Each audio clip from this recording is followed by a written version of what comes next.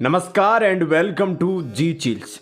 Israel की तरफ से अब तक 2 बार यह धमकी दी जा चुकी है कि अपने एग्जिस्टेंस को बचाने के लिए वह न्यूक्लियर हथियार का इस्तेमाल कर सकता है। ऐसा माना जा रहा है कि इजराइल के पास 80 से लेकर 400 तक न्यूक्लियर वॉरहेड मौजूद है, जिसे वह जल, थल और आसमान से भी लॉन्च कर सकता है। आइए समझते हैं आखिर किस परिस्थिति में इजराइल अपने न्यूक्लियर हथियार का इस्तेमाल कर सकता है। सबसे पहला कारण, अगर ईरान ने इजराइल के मेजर सिटी जैसे कि तेल अवीव, हाइफा और जेरूसलम पर मेजर स्ट्राइक कर दिया तो फिर इजराइल कड़ा जवाब दे सकता है।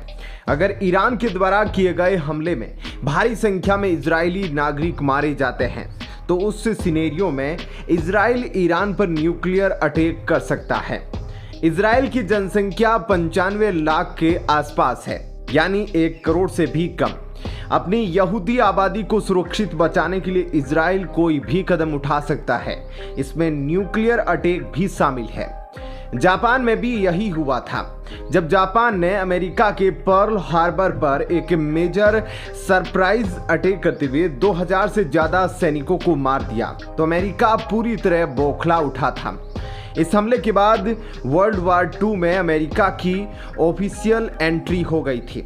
जापान से बदला लेने के लिए अमेरिका ने हिरोशिमा और नागासाकी पर न्यूक्लियर अटैक कर दिया, जिसमें 1 लाख से ज़्यादा लोग इंस्टेंटली मारे गए।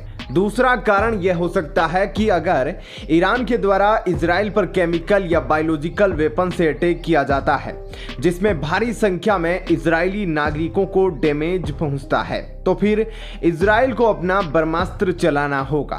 न्यूक्लियर वेपन्स की तरह ही केमिकल वेपन्स को भी वेपन ऑफ मास डिस्ट्रक्शन माना जाता है। केमिकल वेपन्स का इस्तेमाल वर्ल्ड वॉर 1 में और इराक ईरान युद्ध में भी देखा गया था। तीसरा कारण यह हो सकता है कि अगर मान लीजिए युद्ध में इजराइल हारने लगा, इजराइल के सभी एयर डिफेंस सिस्टम फेल होने लगे, ईरान के मिसाइल इजराइल के इंफ्रास्ट्रक्चर को तबाह करने लगे, ईरानी हमलों को रोक पाने में इजराइल के हथियार इफेक्टिव साबित नहीं हो रहे, अमेरिका ने भी इजराइल का साथ देना छोड़ दिया, तो फिर अपने अस्तित्व को बचाने के लिए इजराइल न्यूक्लियर हथियार से रिटेलिएट कर सकता है।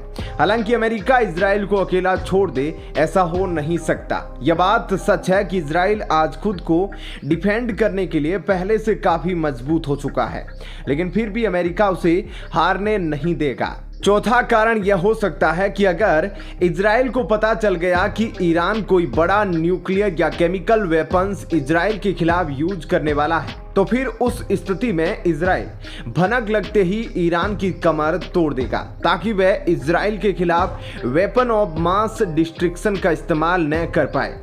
आप सोच रहे होंगे कि आखिर इजराइल को यह कैसे पता चलेगा कि ईरान क्या तैयारी कर रहा है, तो इसके लिए मोसाद और अमेरिका मददगार साबित होंगे। अमेरिका पूरी दुनिया भर को खुफिया इंटेलिजेंस रिपोर्ट देने के लिए जाना जाता है। ईरान के ठीक ऑपोजिट यानी कि पर्शियन गल्फ के उस साइड में कतर और कुवैत के अंदर अमेरिका के 2 बहुत बड़े मिलिट्री बेस है। यहाँ अमेरिका ने कई बड़े रडार और सर्विलेंस सिस्टम इंस्टॉल किए हुए हैं। इस कारण ईरान की तरफ से कोई भी मिसाइल किधर जा रहा है या किधर जाने वाला है, इसकी खबर पलक झपकते ही अमेरिका को पता चल जाएगी। पर्शियन गल्फ के आसपास ईरान के सभी एरियल मूवमेंट पर अमेरिका की बारीकी से नजर रहती है। इसके अलावा ईरान में और उसके आसपास के इलाकों जैसे कि अजरबैजान में मोसाद और CIA के कई सारे जासूस हमेशा एक्टिव मोड में रहते हैं, जो ईरान में हो रहे पल पल के घटनाक्रम को बाहर टेलीकास्ट करते रहते हैं। हमने इजराइल और अजरबैजान की दोस्ती पर एक वीडियो बनाया है, आप उसे हमारे चैनल जी चिल्स पर जरूर देख लीजिए।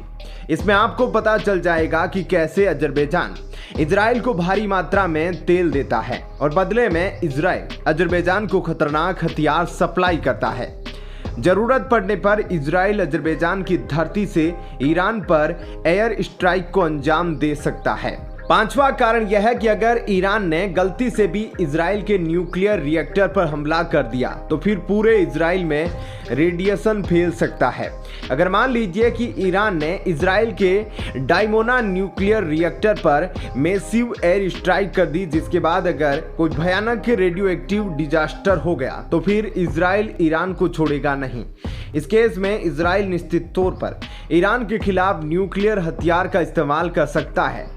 यकीनन यह बेहद भयावह मंजर होगा। जब एक बार ईरान पर न्यूक्लियर हमला हो जाएगा तो फिर उसकी कमर टूट जाएगी, वह दोबारा हमला करने की हिम्मत नहीं जुटा पाएगा।